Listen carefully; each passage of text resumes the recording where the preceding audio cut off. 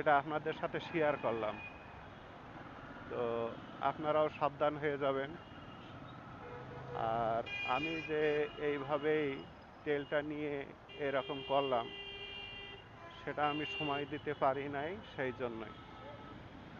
তার কারণে এরকম একটা পরিস্থিতি হয়ে গেল।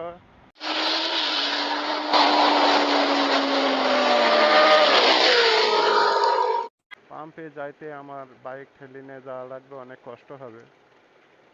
বৃষ্টির কারণে দাঁড়াই আছি, দেখা যাক যাওয়া যায় কিনা।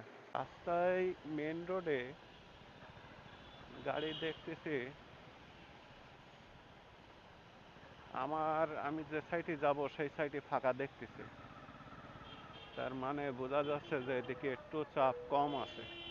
যে বলছিলাম মেন রোডে একটু গাড়ির চাপ কম আছে, হ্যাঁ সেই রকমই।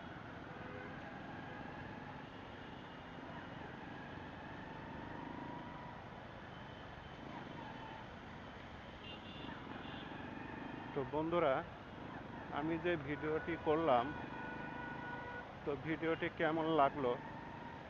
আসলে আমি বিপদে পড়লাম, তো এটা আপনাদের সাথে শেয়ার করলাম। তো আপনারাও সাবধান হয়ে যাবেন।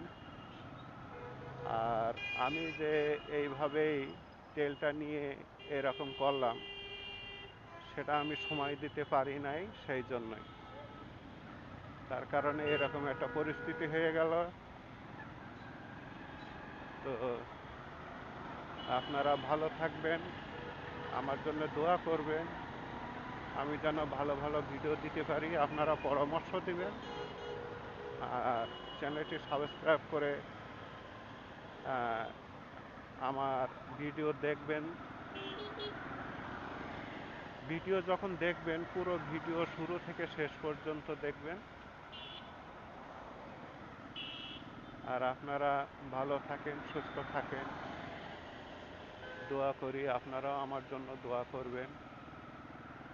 তো এই বলে ভিডিওটি এখানেই শেষ করছি। আল্লাহ হাফেজ।